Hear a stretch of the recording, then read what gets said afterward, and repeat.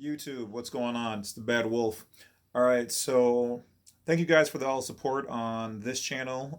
For those of you guys who don't know, I also have a new channel where I do reviews for all the new products coming out for those people who like to do like affiliate marketing and things of that nature. So the link for that should be down below. Anyway, let's jump right into what this is all about. So you guys are inquiring about how to become a state citizen, a national. Some of you guys want to know a little bit more about the terms, about the stars, all that kind of stuff. So this is going to be kind of a longer video. I apologize for that. I'm going to try to go fast, so try to stay up if you guys can. If not, just rewatch the video or research it for yourself. Do your own due diligence. All right, so I applied for my passport, right? And years ago, I seen that on the old forms, they had one simple box where it said, state citizen, or it had another one that says U.S. citizen. For those people who don't know the difference, they don't have that box on there anymore. And what you have to do now is fill out your passport a certain way. The passport itself is actually a kind of a blank slate or sheet, like they say in Latin, tabula rasa, okay, or blank slate. So the problem is that it's all in how you fill out that form as far as how your passport's going to be. Most of them are all going to look the same. The new passport booklets, from what I've seen and looking at mine, don't have the stars on there anymore. I think that's because they're getting smart and they're starting to say, too many people are asking about that. We have to change that. Now, the cards still come with the stars, at least as of this year, 2019. All right, so could I be wrong? Possibly, but from what I've seen, that's exactly what has gone on with this one and a couple of ones that I know of. All right, so that's that.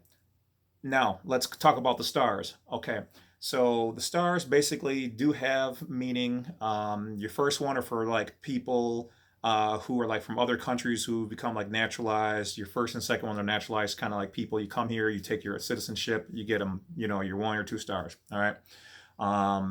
Or you're in the U.S. territory in one of their jurisdictions. Okay, 3 stars mean that you are basically either a, how do they say it, non-U.S. national, okay, or you're like a dual citizen, which is kind of like because we're all actually born state citizens of the state you're born in. Okay, so when you apply for a passport, typically, the average people will have 2, maybe 3.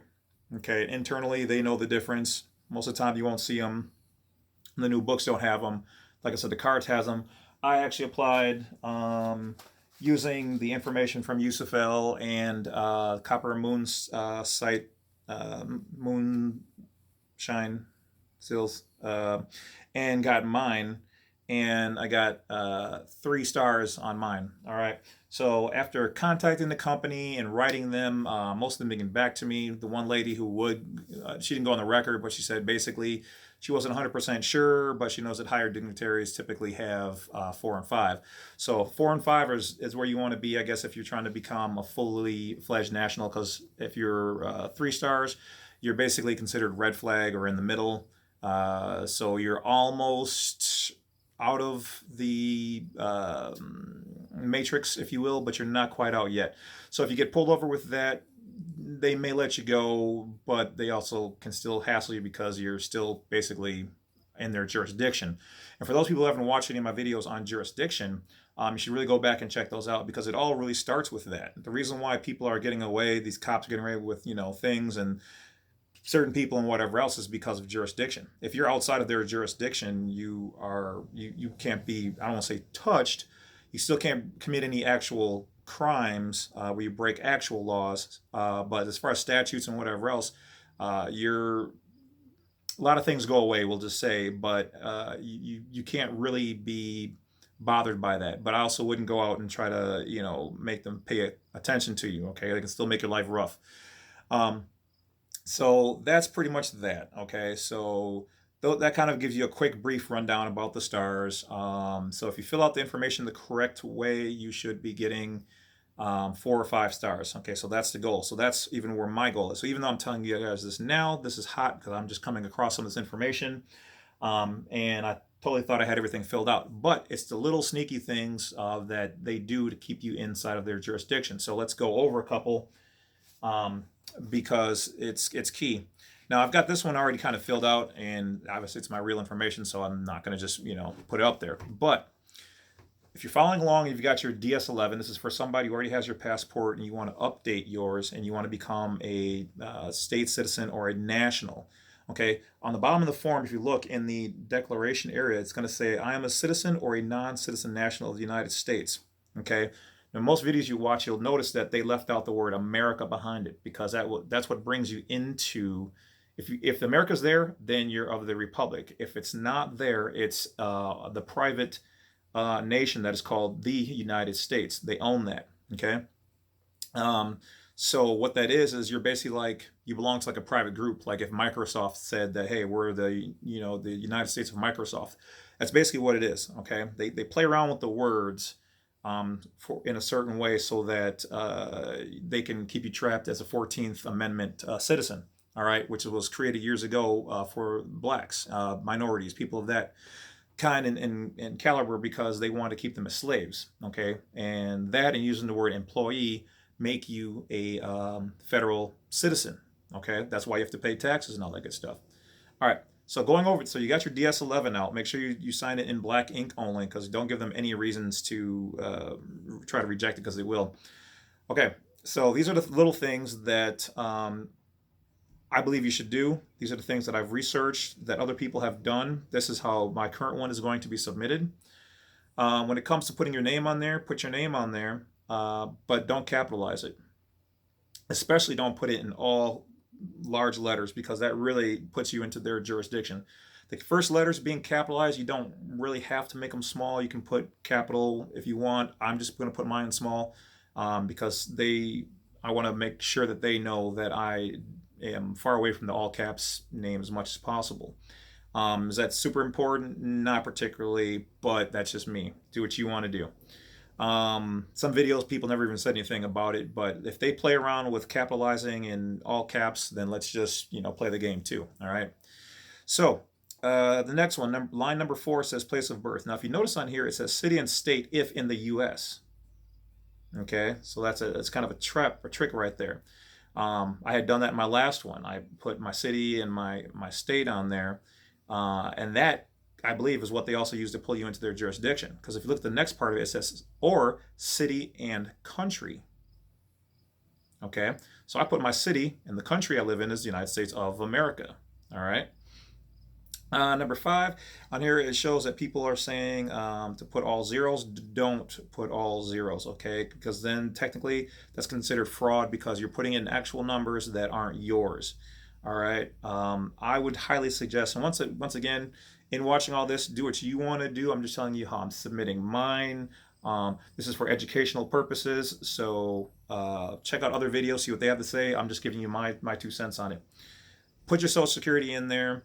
And what you do is, because what they're going to do is they're going to use that to update their file. Okay, so you put it in. I've always put mine in. I'm going to continue to put it in. Some other videos I've seen, people are now come back and saying that you should remove those zeros and actually put your number in. So, like I said, do your own due diligence. Don't just go off of what I'm saying or the next person's saying. Everything else is pretty status quo. You get to number 8. Don't put your name and address in there. Put in care of, and then put maybe your first initial and your last name for line 2 of the address line, and then put your city. Don't put in the 2-digit abbreviation for your state. Put the whole right over it and put your whole state in there, because they own, I don't remember if they own the 2-letter abbreviations or the 3-letter. But either way, write off the word, okay? Because they do own those abbreviations and the zip codes. Now, with the zip code on here, a lot of people have said you put in your zip code, even though they do own zip codes, okay? That's another way how they bring you into their jurisdiction. You can put a box around it, and like little brackets on either way, just to say that this is not something that you want to have on record. They have it. They already probably know it anyway. But don't give them any ammunition. All right. So the next one says country, if outside of the United States. Well, yes, because you want to claim that you're outside of their version of US and put America in there, or USA on there so that they know exactly. Now on the bottom, what a lot of people have said is they now don't sign it, okay? Don't screw yourself up and sign this before you get there. But a lot of people will put, which I'm doing, and I did on my last one, without prejudice, UCC 1-308. Okay, basically means I'm not losing any of my rights. I'm not contracting. I'm not, I'm reserving all my rights, and not giving up anything by signing this. All right. Now we get to this next page, and basically once again I put my parents' names in small letters. Make sure on both of them you mark off no to U.S. citizenship. Then number 11, have you been married? You can leave that blank if you want, but where it says place of birth, I still put the United States on there, USA, just in case somebody writes something in or they assume something. No, fill it in. The next it says U.S. citizen, yes or no, just all by itself, a little statement. It's kind of a trick I've always seen, because that's right about where the other statement used to say, where it said state citizen, and you can check off that box. They don't have that part anymore. So click the X, exit out for the no option box for U.S. citizen on there.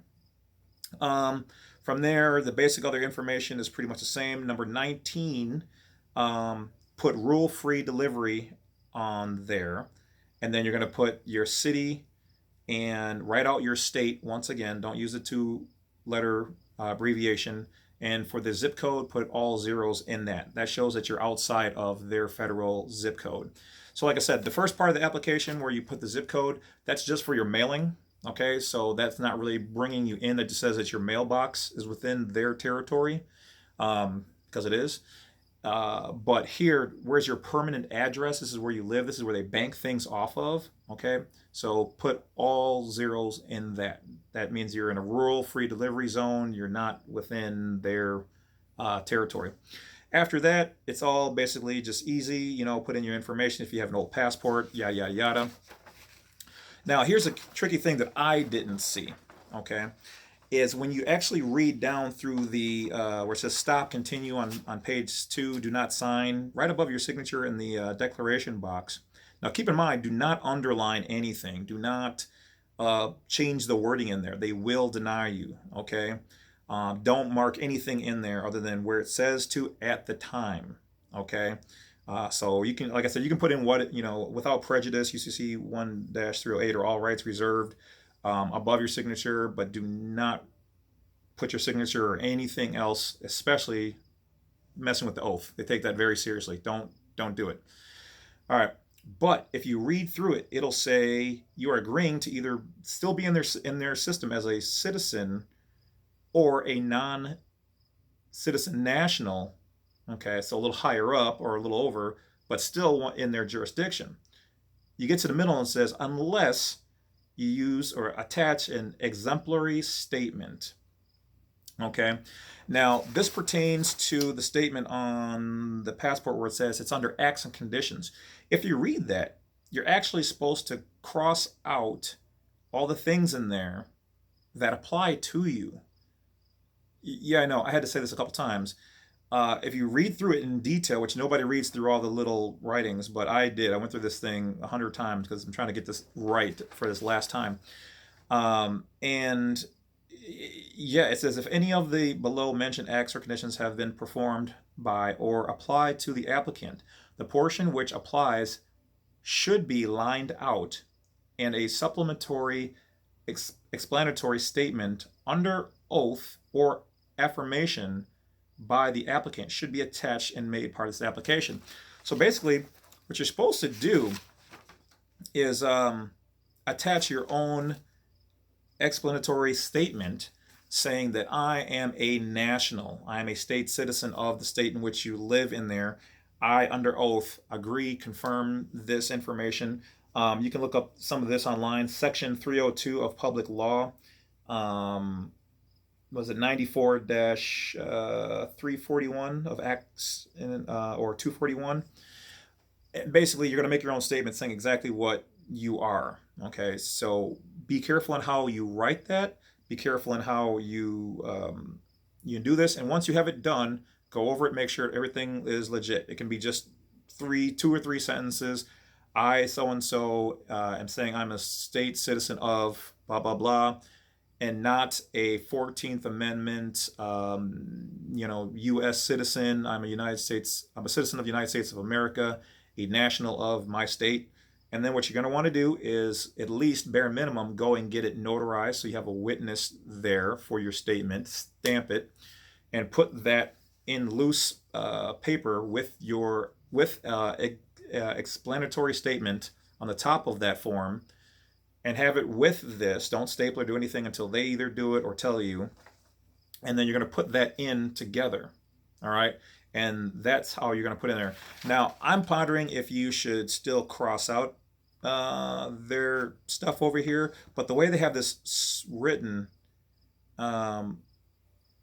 is so cumbersome, because they talk in back ways where it's like, I have not, since acquiring United States citizenship, nationality, and then they want you to cross it out. It sounds like basically it's like an oxymoron or you know.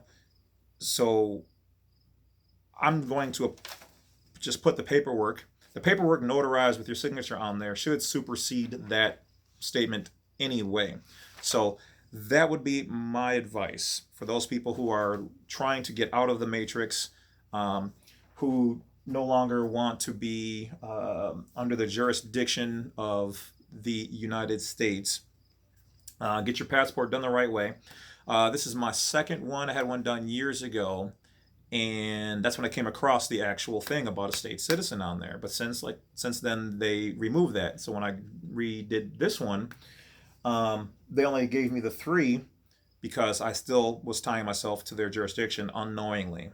Okay, and if you ever have done anything unknowingly, or it wasn't like even your driver's license, it ties you into their jurisdiction. And that's why, like, when you see these videos and people are like, oh, well, and don't use the word sovereign, especially my brothers out there. Stop using the word sovereign. I'm a sovereign citizen, blah, blah, blah, or whatever. Okay, you can be in the Moor Nation and whatever else, call yourself a Moor and get the paperwork, all that stuff. Have it notarized and whatever else, but stop saying I'm this, I'm that, because until you have it in their system, it doesn't matter what you call yourself. It doesn't matter if you just downloaded some paperwork. If you do download some paperwork and it's not signed and it's not notarized by the a notary, which is like the state, basically that's power of the state is what it is. They don't really tell you that, but that's power of the state. Okay, the state is recognizing it when you get it done that way by a notary. All right, that's the power that's delegated down. Secretary of State doesn't have the time to go around and do everyone, so they relinquish some of their power to people to do that. So once you do that, and then you send in your, to the department, the Department of Secretary or Secretary Department, whatever,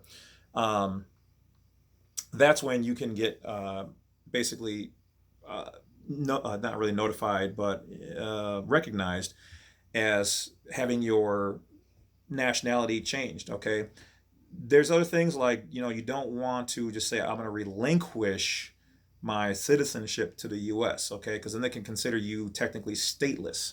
Okay, and then you can just kind of like basically be forgotten property. Okay, and treated all kind of ways. So you don't want to do that.